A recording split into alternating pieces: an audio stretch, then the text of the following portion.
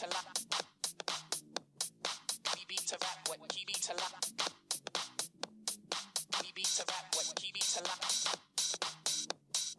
We beat to rap, what he beat to lock. Hello, beautiful people. Claire here. So you may have noticed I took an unexpected break from the podcast last week, and I didn't post anything. The Bonnaroo blues got me hardcore. I had such a good time at Bonnaroo, and I was so sad and so hungover when it was done that I just couldn't manage to get myself together to record. But here I am. I'm back. I am the queen of the random. So I actually got my Bonnaroo ticket from a guy, Andrew, that I met at a bar 3 weeks earlier. I didn't want to say anything beforehand because my mom listens to this. Hi, Mom. And she would worry. So I'm back. I'm all in one piece. Incredibly hungover, but so glad I got to see my friends Heather and Skylar get married under the Bonnaroo arch. It was a super cute ceremony, and both the bride and groom were clad in tie-dye. Couples who tie-dye together stay together. While there is definitely a big hippie element to Bonnaroo, it's much more than that. The music acts were incredibly diverse. I got to see a million different performances, but not necessarily the ones I was planning on from the Ready to Rue episode. I was trying to treat it like a sports bracket, and I thought I could manage it in a professional and organized capacity, but then the heat of Manchester, Tennessee hit me, and it all went to shit.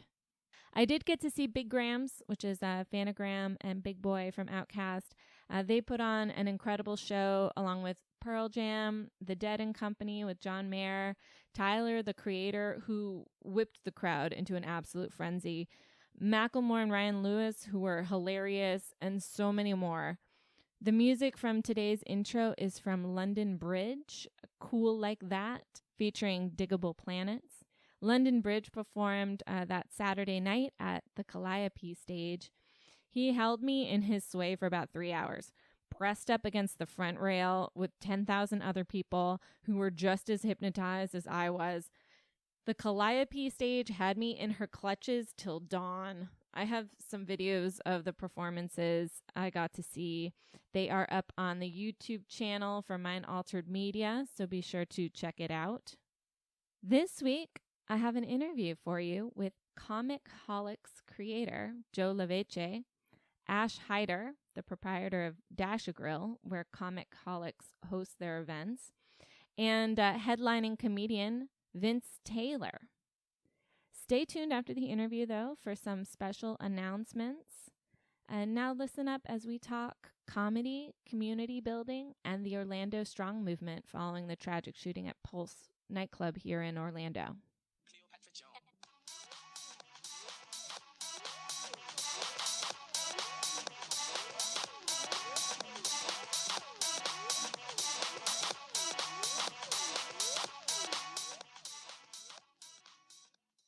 You gotta talk right Hello? into it. Okay. Yeah. Like that? Actually, I think I need to lower mine. Is this like covered in hepatitis? No, I clean it. Actually, that's usually my microphone, so you're welcome. That's why it smells like lilacs. This is the Hep C one right here. Okay. Right here, the blue one. The Daytona one. That's the one I give everybody else.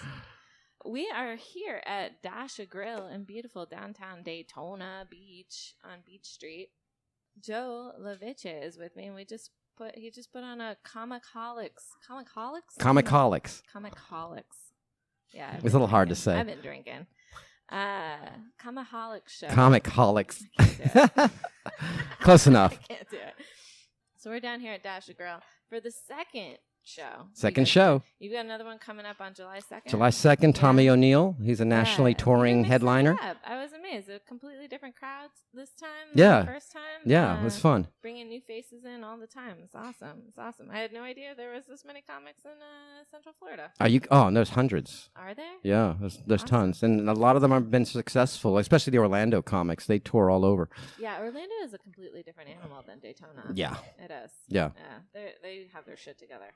Well, it's a city, so Yeah, what is Daytona's the Daytona? sticks. That's what it Yeah, is. It is, right? It kind of is. It is, right? All right, so your headliner tonight was Vince Taylor. You Right. ran out Yeah. to his car to get something. We won't say what. 'Cause we're professional and shit. But Joe, how long have you been doing comedy? About a year. Okay. All right. Yeah, I'm kind of new at it. I used to do it back in the 90s in Washington, D.C. for a little while, nice. and I quit for a long time. And then I was looking for something to do, so I started doing it again. Right. So what brought you to Daytona? Oh, my father lives here, so I came here to look after him. He's, Okay. Getting on in years. Yeah, that seems to be the family connection. Yeah. Yeah. Florida is big on the family connection. Yeah. Everyone seems to come here.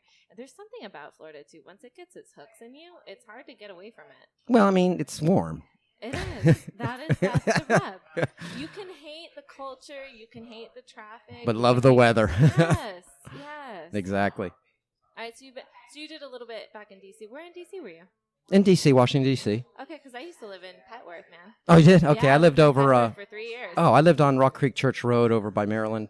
Oh, that's a nicer part. Yeah, it was That's okay. nice. I lived in the hood. Hey, it was like anything. Look, it was like anything else in Washington. It was like one block was nice, the next block had a crack dealer. That's just the way it was. I was one of my roommates. I had two roommates. One of my roommates and we were the only white people on our entire. I was the only white person on my Yeah. block for Yeah. years and years and years. But I loved it. Everyone's so friendly there. Oh yeah, it was nice. I loved D.C. You can't Everyone's afford to so live there friendly. now. No, that's why I came back to I Florida. wish I never sold my Affordability. house up there. Yeah. Oh my the God. Boom. Oh Yeah, the boom. It's huge. It's still major. You can't get anything there for less than $500,000. yeah, And it'll be a teardown still. Be a teardown. I know. Don't remind me. Thanks for that. All right, so you've been doing comedy for a year. What got you started?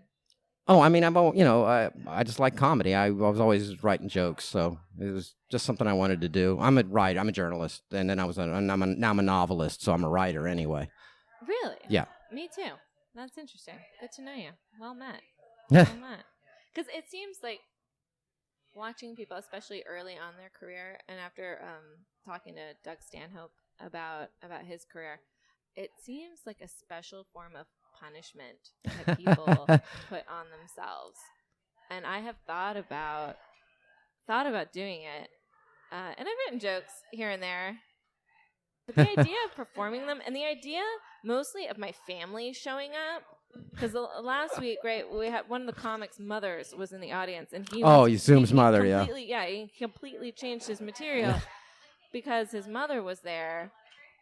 And I had a conversation with my mother even before, or the other day, I had a conversation with her where she wanted me to tone down the drug use because she thought it was unprofessional. I was like, Mom, I can only be me. Hey, this is entertainment. It's Right. not unprofessional in the entertainment industry. I can only be me. You know? Have you seen Doug Stanhope when he's not on stage? Yeah. I hung out with him in his hotel room. You know what I'm with talking Amanda about. Michelle, who Right. was another comic You know what that I'm was on talking tonight. about. Yeah. So, Yes. Tell me a joke then. Shit. I got him. This is a new notebook, so they ain't with me. But yeah, it seems like a special form of punishment that people put themselves through. Well, look, And when so- you get up there and people aren't laughing at something is funny, it's disheartening, but you just keep plowing forward because the Yeah. next audience will laugh at it. there's no accounting for taste. It's not that. It's just, it could be anything. Maybe your delivery was off that night, or maybe they don't like that kind of humor. Amanda was saying this was an intelligent audience. They wanted smart jokes. They didn't want dumb jokes. Other audiences want dumb jokes. How quickly can you read an audience? Well, I mean, you tell the joke and see how they react, and, you just go from there. So after a couple of jokes, you should know. It's constant checks and balances then. Yeah, I guess you could say that. Okay. I mean, that's one of the things I got to get better at. I'm better at the writing than I am at the performing. Okay. So I'm still working that out. That's interesting. Yeah. That's interesting. Because it's a whole different skill. Yeah. Are you ever worried about your family judging you for what you No, do? nobody cares. See, I have a nice Catholic family, and they are just very well brought up and very well mannered. Oh, it's nothing like that. And I'm totally the black sheep in my family. No, actually, my brother's a big fan. Is he? Yeah. That's amazing. Yeah. That must be heartening. It's okay. Yeah. You see how excited I am about it. He's not going to hear this. I hope not. Screw him. Oh, I don't care. Either way. All right, so you have another event coming up on July 2nd. I do, yeah. Tommy And, O'Neill. Tommy O'Neill's the headliner? Okay. Yeah. He's All a right, nationally touring headliner. He's from Awesome. he's Yeah, you've Comedy had some big names Comedy so far. Central. He's Vince done Taylor tonight. He's been featured Vince on BET. Yep, the real deal. Last time it was Genesis, also HBO, BET, yeah, also. he was hilarious. No, I've actually been real fortunate. I know a lot of these guys, so they're willing to help me out and do it. It Definitely is a small community. Yeah. It definitely is. And- like anything, though. and this like is such a anything. small venue Yeah. that it's such a small venue, and we're not paying like what these guys normally get, so it's great that they come do it. And we got a schedule coming up with. They're all national headliners. Well, and that's hard too. It's walking that fine line when you're an artist of getting the exposure and getting paid for what you do. Yeah. Because as a writer, I've had so many people offer to give me exposure, and I'm like, people die from exposure. I don't need exposure. There's your I joke. need to pay my fucking bills. Yeah. Like, I don't need exposure. Especially artists seem to get that more than writers. Yeah, there's no respect. Right. It's that Rodney Dangerfield. There's just no respect. There's no respect. Who are the biggest names? Who are the big names that convinced you to put yourself through this torture? Like our comedians that I like. Yeah. Maybe I'm a little older school, but like people like Rodney Dangerfield, Steve Martin. Steve Martin's great. I love Chris Rock. Yeah. Who doesn't? Vince Taylor. He's sitting right here, so I decided to throw that in here. Even like people like Pat Paulson and the Smothers Brothers back in the 60s and 70s. They did a lot of political humor that was very cutting edge at the time. It was great. It's really funny stuff. Honestly, I think some of the best information we get today in media comes from comics. Because our media has completely speaking failed us. truth to power. Our media has completely failed us as a country. No. The only way to get real information is through comedy nowadays. And that started really with Jon Stewart and Stephen Colbert. Yeah. And it's continued on as this tradition. Really, it started with Carlin. Hey, look, with Carlin. And you go back farther, it used to be political cartoons that did that. Same thing. Right. Outrageous political cartoons. Right. That could get the message across in a humorous way that people could understand, in small bites. Right. Yeah, because you got to break it down for people, especially nowadays. Everybody's attention span is so short. You got to break things down into 6 Well, that's one of the good sound things bites. about comics is that. We can take a break. Hold on, we got to take a break. Yeah. We got to take a break. We just got the high sign. I like how you do this. So professional. Cool like that. We beat to rap what he beat to lock. Cool like that. We beat to rap what he beat to lock. Cleopatra J. We beat to rap what he beat to lock. Let's talk community building. That sounds fun. We were talking about community building outside, and Ash, the proprietor of this fine establishment, Dash a Grill on Beach Street in Daytona Beach, was talking to me about one of the associations that he's involved in, which is the River Shops here in Daytona. So he and a bunch of the other bars and restaurants have joined together and have created, hopefully, a force for good. And hopefully a force for progress and development here. Because I would love to see Beach Street become like a really cool bar and restaurant district. That's A one lot of of my people goals in would. life. Yeah. Especially the Chamber of Commerce and the city. So let me ask you this: as you have your own organization, are you members of any local groups here? I'm not now. My ex-wife used to run a gym over in Holly Hill, Yeah. and she was a member of the Chamber of Commerce, and she worked in with Holly them. Hill? Yeah, and Okay. and when they came in, when she opened up, they came down and opened and all that stuff. It was a big deal. Right.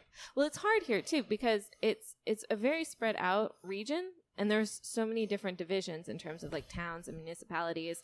It's all Volusia County, but there's so many different little towns. So which groups should you belong to? Like, it's so hard to figure out what paths to navigate, which ones are cool, which ones are not cool. Can I back up and get political about Daytona area just for a second? Sure, go ahead. All right. To me, I always thought Daytona's problem right now is that it's schizophrenic It is a little. in the sense It's that the drug problem. no, it's not just yeah.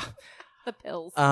In the sense that they want it to be the Hamptons, but it's the redneck Riviera, It is. and those things are incompatible. Yes. Um, Agreed. so We're about to have some visitors here in a second. hopefully they can resolve that somehow. But they, to me, they're like shooting super high, and one of the things is they're trying to get casinos in here, and they've been fighting that all the time, Yeah. and I think that would That's just make scary. That would just make it seedier. That's scary. The casinos would just make Have it you seedier. been to Atlantic City? No. Don't go no. to Atlantic I'm not City. a gambler, really. I'm really not a gambler at all. Yeah. Yeah. I don't know. But, it would be nice to have the Hard Rock here, and they were trying to bring it here, but I heard they didn't sell enough units, so I don't know if it's going to happen or not. It's kind of as long as it's not a casino. It's on pause at the moment. But it'd be nice to have a really good venue here for comedy and music and all kinds of stuff. Well, I mean, they have the 'Cause we don't really convention have center. that. They have the center down on A1A. I don't think I've ever been there. Yeah, it's Do right they have a lot of across. shows? Yeah, matter of fact, they even do comedy shows down there with Really? big names. Like, 'Cause I went to La Playa for the Killers of Comedy tour a couple of months It's ago, like, but I was not impressed by it. it was like they acoustics also in that convention center they do everything. It's always full of cheerleaders. Okay. That was a different venue. But Yeah, it's a big place. It's always full of cheerleaders. They do the Daytona Comic Book Convention is there Oh, okay. twice a year. I have been meaning to go to that. I need to go to more. Yeah, I can shows. hook you up with Tom Rolfe. Oh, He's yeah, the guy who please do. runs that. Can we make a pact though right now? Will you join the Daytona Beach Chamber of Commerce with me, Joe? I don't really have No? a business. Who do you belong to? Ash, come here. Do you belong to a Chamber of Commerce? Which one? In Daytona? Yeah. In Daytona, no, never. I used to be, and I will never go back to the Daytona Chamber of Commerce. Do you belong to one right now though? Yeah, unfortunately, still my membership's still active. All right. Well, I mean, because I hear about different areas have different things going on. Like New Smyrna Beach has some certain things going on. Daytona has certain things going on. Ormond has certain things going on. And I'm just looking for a community. Like I want to create a task force to make Well, Daytona let me ask you cooler. this. So that would mean that I have to join Daytona. Well, Commerce, let me right? ask you Chamber of this. Commerce? What about how do you get all the chambers of commerce of the various municipalities to work together themselves to organize Throw some stuff? events. Hmm? Throw events. That's the only way. I mean, there's no way to get them together. To have a They meeting. just need to talk. Yeah. They just need to talk. I mean, I just think that would be a good way to network everybody, right? Start All right, with let's that, hold on for a second. Yeah. and we're gonna then you hold can on. have. Hold on. I'll take all this out. Make as much noise as you want. Go for it. Yeah. Thank you. Tip You did a her. great job. Tip You're your doing waitress. awesome. There you go. Okay. Yeah, but I feel like I need to join these groups. Like that's the only way to really get into it. You got to play ball, right? Well, that's one way. I think another way is to work directly with the businesses, like we're doing. Yeah, that helps. Yeah, that definitely helps. Because look how much the more stuff he's got, the more kind of connections he's got going around him, the bigger he is, and then he works with another guy who's got a bunch of stuff going on, and then you got something. It's all about relationships. It plays also a different kind of thing that when you go join them, the bigger person or the older that's there is going to shut you up. He's not going to listen to you because there is no personal benefit for them. It's like what happened with the association that I told you about. We just started it because the big boss didn't allow us to speak, didn't allow us to do whatever we want. They cannot see us. We're too small. We're just a small business. A small number of people who's trying to speak and say, hey, freedom, hey, do we have new ideas? We have something. They shut us up every time. It's more of grassroots for me. I'm a big believer in the power to the people. Yeah, let's go grassroots. I'm good with Yeah, that. there we are. That's Yeah, what we're doing I'm good tonight, with you that. know? Yeah. Yep. Yeah. And you know what? That's the same thing. I used to work, a few years ago, I was running a comic book store up in Ohio, and we were in a mall. The mall didn't do any promotion. So we were always putting on events, and we'd promote the mall, and we would promote our, because the mall was in trouble, okay? It had a bunch of empty stores. You know how it is. And we try to get other, businesses around there to do the same thing, hold events, advertise them, get people to come into the mall. Yeah. And there's so many avenues nowadays, though, to promote. And it's like we've almost become this narcissistic culture, right? You know what? Because it's all about self-promotion. I mean, some of our most famous people are simply famous because of their social media feeds. But you know what? Unless you're something of that nature, social media marketing, the percentage return on that is really, really small. It's tiny. Yeah, it's like it's 1% if it's you're hard lucky. To quantify. It is. It's hard to quantify. I mean, I just looked at numbers, and unless you're like marketing other online services, that's who seems to advertise back and forth from each other. You see an ad for Amazon, and then when you go to Amazon, you see an ad for the place that sent you there. you know. Right. Yeah. Google is keeping track of everything you do. Have So's- no doubt. so's They know Amazon. everything. Everything. Okay, first when I start on October 9th, everybody was saying advertisements is the main thing to do. You need to advertise, you need to pay for advertisement, you need to go through the advertisement. I find that the more you go for those classic way of advertisement, you're losing the customer. The customer gets confused. You don't know what's happening, what's going on. Let's say, for example, tomorrow it's Father's Day, and happy Father's Day to everybody. Everybody's going to promote their own way, trying to say, hey, happy Father's Day. If you just shut up for a second and listen, you're going to find the customer saying himself how to advertise to them, how to reach them, how to speak with them properly.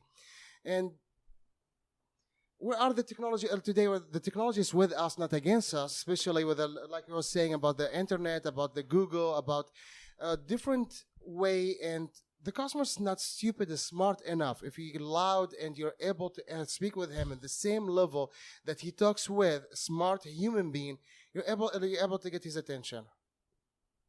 You treat people like human beings. Yeah. Yep. Yeah. Yeah, I'm into that. I'm not a big self-promoter. I'm not into this selfie culture. I feel like I have to be at this point.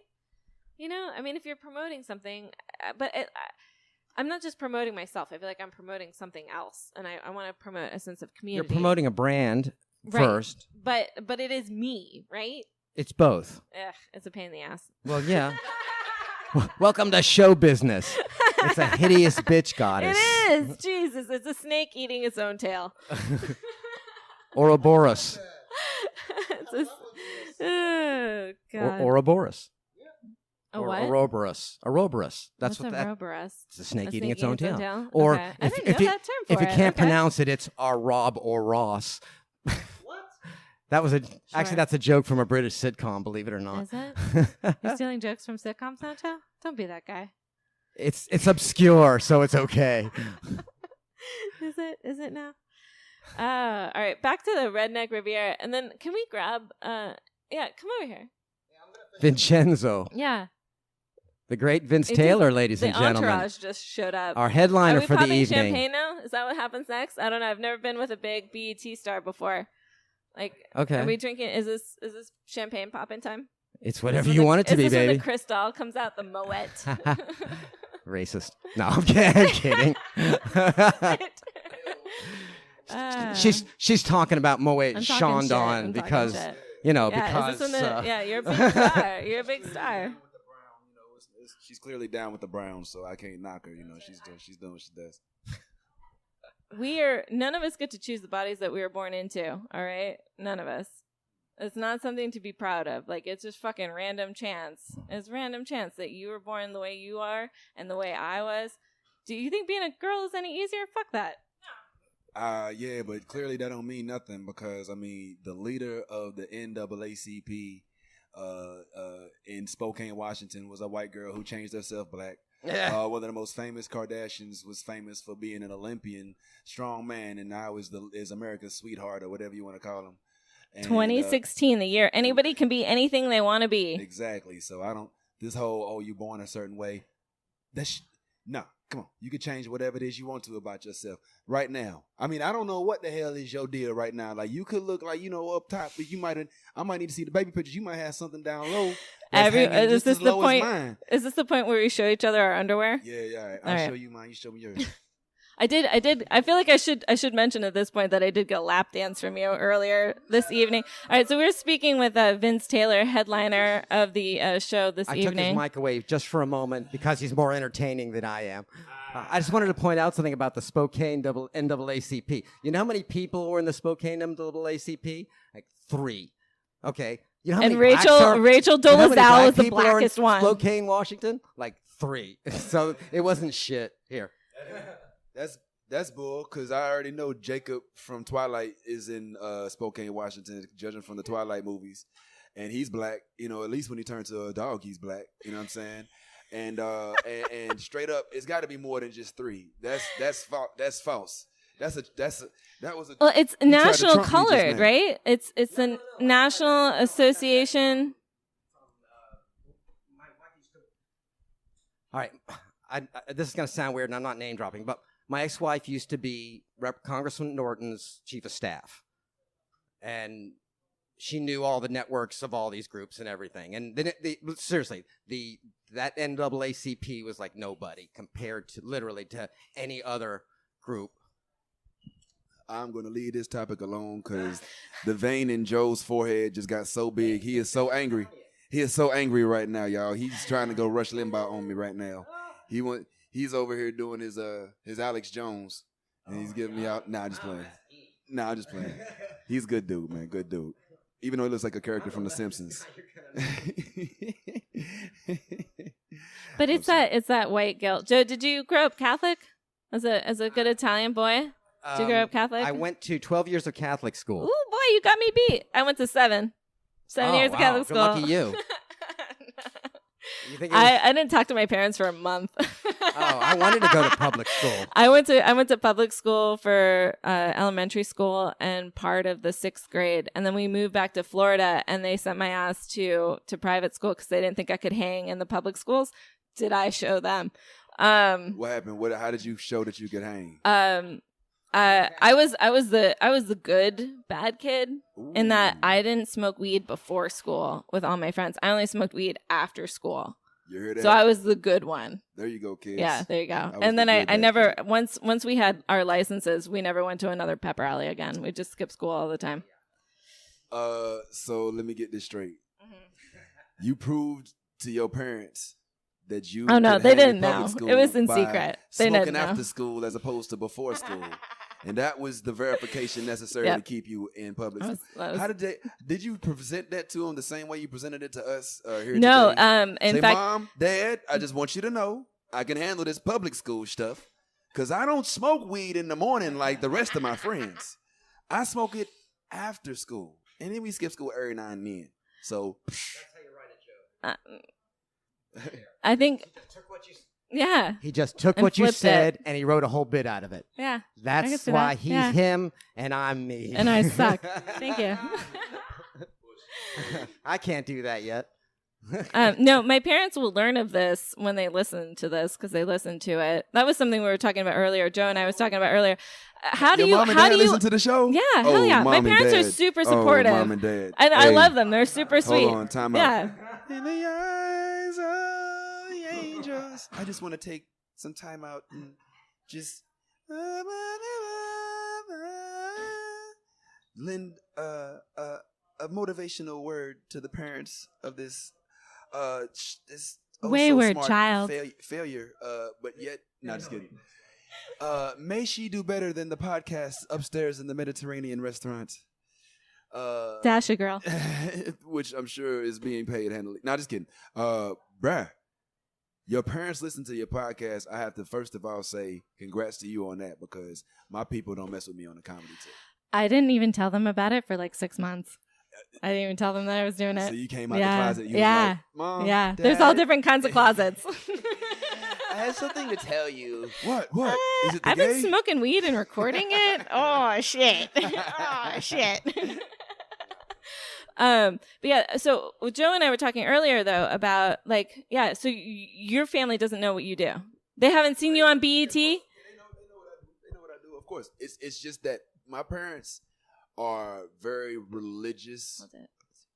They're very religious. They're both ministers still to this day. All right. And their vision of me, it doesn't line up with where it is that I am and what it is that I'm doing. You know what I'm saying? I mean, it's always good for your people to want more of you and whatnot. But ultimately, the main goal is to have as many happy moments up until your dying day as possible.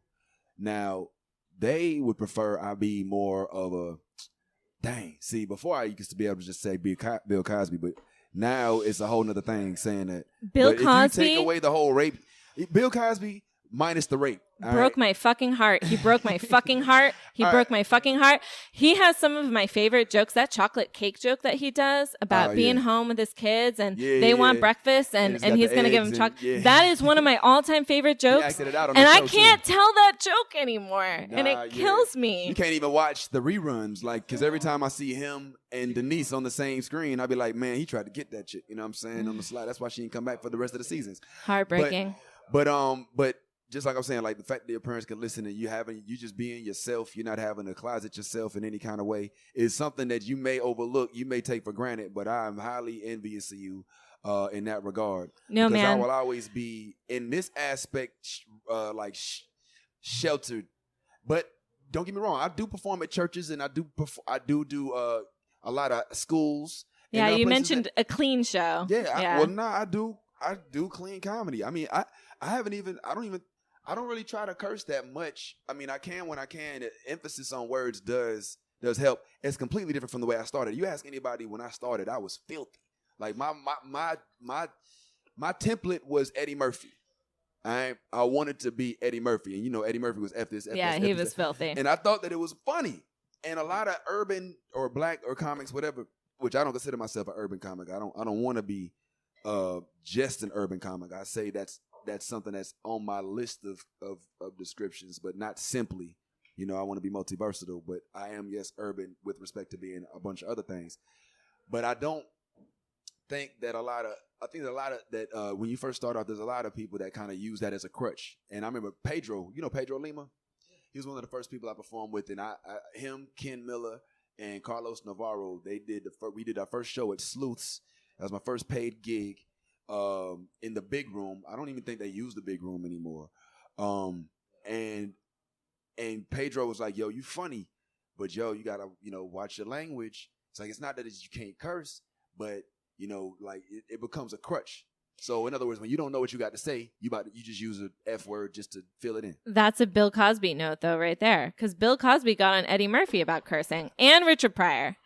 And Eddie Murphy and Richard Pryor had a conversation about it. And Richard Pryor was like, fuck him. Curse all you want. And he should. And shame on Bill Cosby for reaching out to people.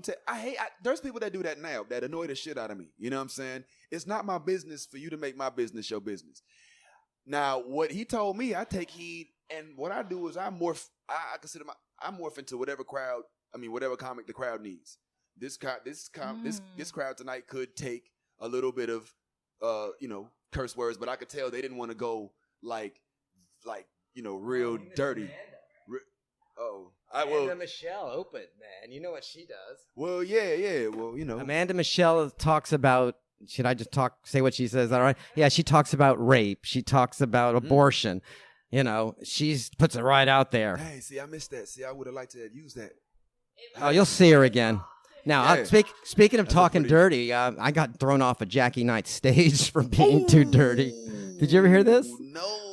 Oh, I was doing the contest, and I was about 4 minutes in, and Ian was there, and Sareth, Ian Perna, our friends, and I was talking about, I do this bit about, bitch, where's my supper? And she heard that, and she said, is all of this stuff like that?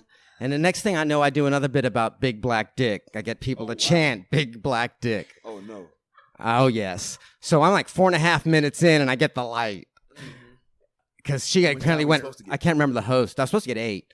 And because I knew that wasn't right. What's this? Okay. Anyway, apparently Ian said it from the back that she heard that, and like she went white and went running for the host who came right up and did me off. So, I'm proud of that. Well, I don't know if you should be so proud of it. I mean, listen, I have an issue with, and I'm not saying that you fall into this category, but there are people that don't put in the work but still respect the results. And unfortunately, we're in a business where if you're not seen, you don't exist. Yes. So the objective is to get in front of as many eyeballs as possible, however that is possible. If that's on a stage, if that's online, if that's on a camera, on a movie screen, on TV, however it is, to be seen by as many people, will broaden your audience, which ups your quote, which makes you successful, which makes you happy, which is how you live a nice, happy, long life. We were talking about self-promotion earlier and how that is such a part of the business. And there's so many different ways to promote now. Like there's Twitter, Facebook, Snapchat, Instagram, YouTube. Yeah. It's like, how do you find time? Because you were really good. You plugged all your spots at the end of your set. How do you remember to do that? And how do you keep up with all those streams? Oh, okay. That's easy, really, because everybody, I think, has their favorite social media network. Yeah. Like, I really like Twitter, actually. Right, okay, I really you like may Twitter. Be a Twitter person, yeah. so you may not do Facebook too tough. You're like, I hang with Facebook. I'm not big on Instagram, though I have an account. I've been using YouTube because I did a lot of videos at Bonnaroo, which I went to last week. Okay. But yeah, I'm not up on Periscope. Right. I have an account. I don't use it. I'm not up on Snapchat. I have an account. I don't use it. Right. Well, yeah, man. Well, I do have as many of the social networks as I can, but the ones that I'm most active in, it's pretty evident because the numbers are higher. Like, I think I'm more active on Facebook because I've been on it the longest. Okay. So I already have a core audience. And I have my like page is decent. And Instagram is fun to me because you could just post a picture, and I just like posting pictures. Like, I got my Facebook kind of looks like my Instagram page because I just like posting a lot of pictures because I feel like they say more than the words. Twitter, I'm not really up on because I don't know. I never really got into Twitter. I think I might start getting into it a little more. Can I tell you what I like about it? Yeah, go ahead. Please. What I like about Twitter is that you can have a relationship with somebody you don't even know. You can have a conversation with a celebrity and they might actually respond to you. Okay. And that was I actually got on Doug Stanhope's Swapcast that way when he came to Daytona. I blew him up on Twitter. You can set Facebook to automatically send your feed to Twitter. Yeah. Well, and there's third-party programs. That way you don't have to do anything more. There's third-party programs like Hootsuite where you can schedule all that shit. Yeah. But sometimes the way the tags and the ads come through isn't right. You have to fix it, which is annoying. So you guys talking about how good web pages work and stuff like that? We were talking about self-promotion again. Well, I feel like I'm gonna tell you this story. Then I'm probably gonna head about. Okay. The thing that you know what an epiphany is. Yes. Yeah. I had whether it may have been a turning point, it may have just been a point of realization, or it may have been an epiphany. But I worked myself up to a decent level in my career, even though I feel like I still got a long way to go. And I will never forget the time I went down to do a show in Fort Myers. For a decent amount, you know what I'm saying? Wasn't biggest pay I've ever gotten, but I think it was like a Tuesday night, And I was taking my pay. Yeah, I think it was like, what was it? Like $500 or $600, nothing serious, you know what I'm saying? So I go down there. I meet the host, who is an internet sensation named Country Wayne. I don't know if y'all are familiar with him or not. You Google him, he's got millions of followers. He's this dude, he's online all the time. You can't really see me on the podcast, but he's got like golden eyes, black dude with a mustache, and he keeps his eyes open real wide when he talks. And he says everything real funny, and he looks around like this. Country Wayne, look him up, real funny dude, man. Country with a K, Country Wayne. This dude's got all the following, but he's not a stand-up comic. Now, this is a bit of a rift in the comic community, this whole notion that stand-up comedians have to go up against online comedians who don't have any structure or any way to write a joke, but they getting hired because they have the following online. So I'm here with one of those people in the flesh, Country Wayne. Cool dude.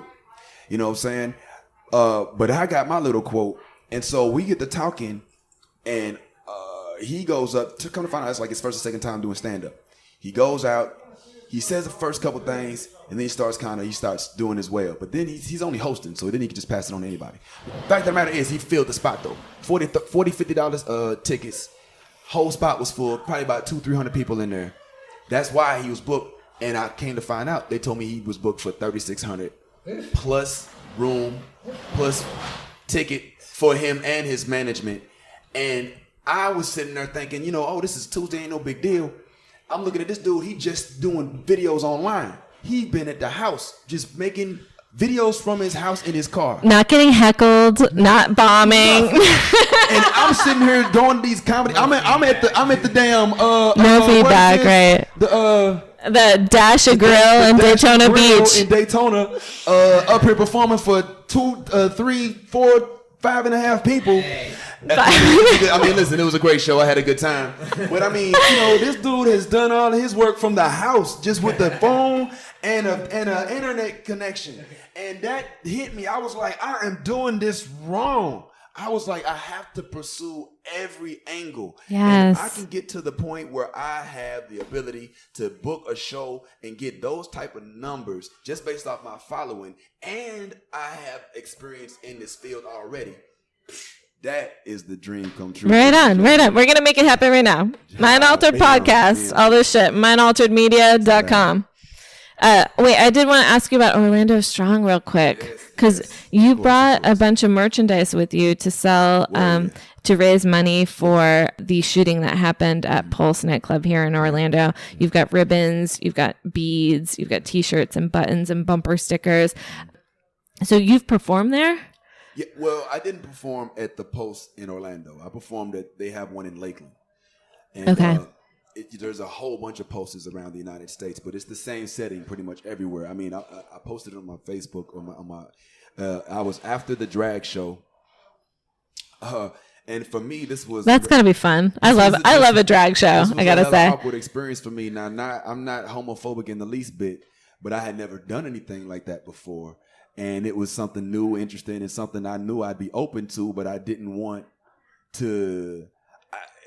I don't know. I didn't want to have any preconceived notions that anything's going to be a certain way. So I try to have open mind.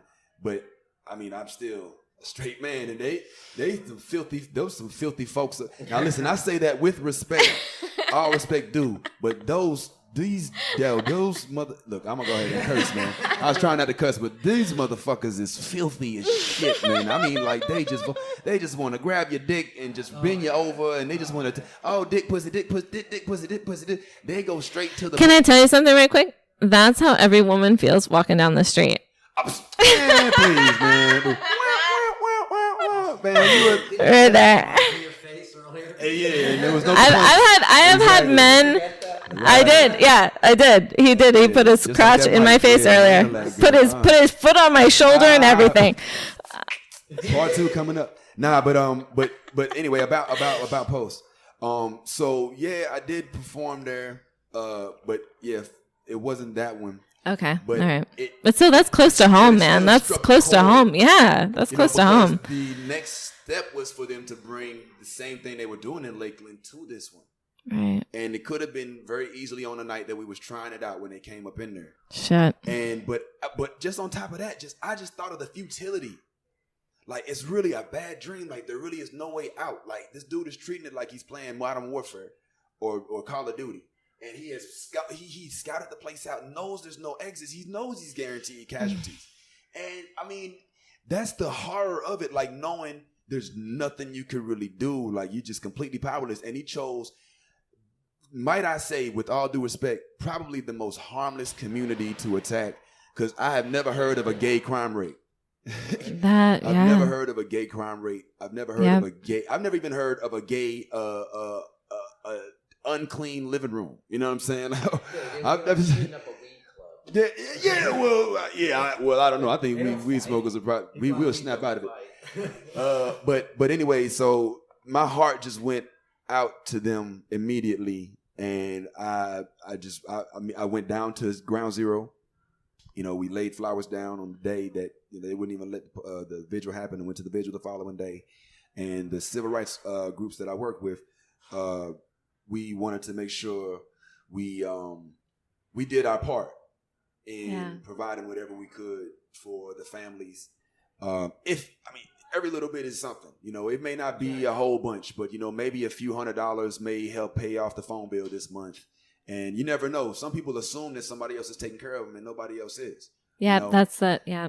So we just wanted to do our part, and we're going to continue to do our part. Also, with respect to pushing legislation, we'll talk about that another time because I don't like to get okay. Yeah. Not with the Italians sitting here. It's like whacking honkies. But yeah, Orlando Strong, and I certainly appreciate the support, man. I mean, not that you all did it, but I saw the Orlando Strong stuff out here in Daytona. It's the community really has come together over it, I gotta say. When you see the international community speak out, and you see people in Paris and Australia and all over the world, it touches you, and to see that you're a critical part of this election too. Like, we're going to be brought up. Orlando's going to be brought up multiple times. It's like we're actually a staple, a consideration. I always said, man, if something bad happens somewhere, then it's just an opportunity to upgrade something else. So I feel like everything bad will lead to something good, which ultimately makes everything bad good. Yep, makes sense to me.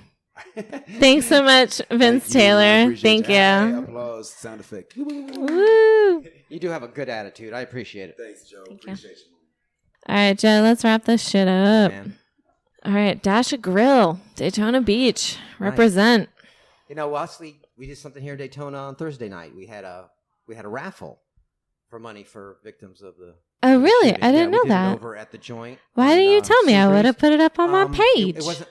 That was being run out of the guy who owns like the joint in the Daytona tap room. Yeah, that is the. I gotta say, the other hard part about social media when you're managing it, it's like because different people use different mediums prevalently. And so to try and stay up on different events and stuff, well, yeah, and you also, have to check so many different Amanda places. Posted on her Facebook page. I don't know whether or not she's not on Twitter. She needs to be. Calling her out right now. But even so, we're overloaded with information, so yes. you may not have seen it. Oh my God, yes. Yeah, so there's that problem. But, they made a few $100s, I think. So it was good. And something's I better than donated some nothing. Books, and Dash a Grill donated a couple of gift certificates, as awesome. a matter of fact. Awesome. That's Yeah. a good shout out. Yeah. We could. I don't know. I don't know what the answer is on it, but I would like to see it stop. To mass shootings. I think everybody's sick of this shit. Aren't we all sick of it? Nobody wants to see it happen again, right? Pretty much. Yeah. I don't know what the answer is, but we got to figure it out. On that note, thank you so much, Joe. And next event, July 2nd. July Tommy 2nd. O'Neill. Right here at Dash a Grill, Right Daytona here. Beach. All right. Thanks, Check friend. out all the links on mindalteredmedia.com. You can find me fucking everywhere except for probably Instagram and Snapchat.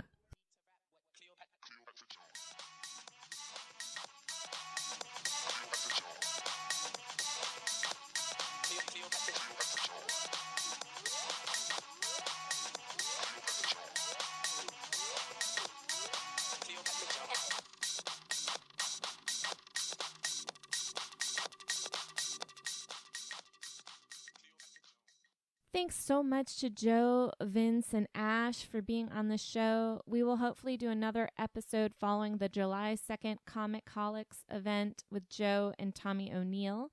Also, I will be giving away free tickets next week for the show. So if you're in the Daytona Beach area, make sure to like the Mind Altered podcast page on Facebook and look for the announcement for your chance to win. Also on July 2nd is the opening of Joe and Louis Money's Desolation Row exhibit at the Hub on Canal Street in New Smyrna Beach.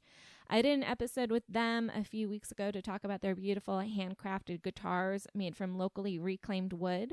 Be sure to check them out. You can find more details about it again on the Mind Altered Podcast events page. July 2nd is going to be a crazy busy day for me. I hope to see you at both events. July in general is just going to be crazy. I'm going to hit the road and go on tour. I'm starting in northern Georgia for the 4th of July and then heading to Nashville, Tennessee, Washington, D.C., and even Philadelphia, the city of brotherly love, before heading back down south to Macon, Georgia for the Bragg Jam on July 30th. Going to be lots of good bands there. And then the National Poetry Slam competition, which is August 6th, I believe also in Macon, Georgia. I have some awesome interviews planned to do along the way. If you are in or near any of these cities, please hit me up. I want to see your shining faces. Or maybe you could just let me crash on your couch. Seriously, I've already put up an ad on couch surfing. Lend me your ears and your couches. You can also get at me on Facebook and Twitter as Mind Altered Med. As always, you can find all the links to all my guests, Joe Lovece, Vince Taylor, and Ash Hayder, at mindalteredmedia.com. Thanks for listening. Till next time, keep trucking.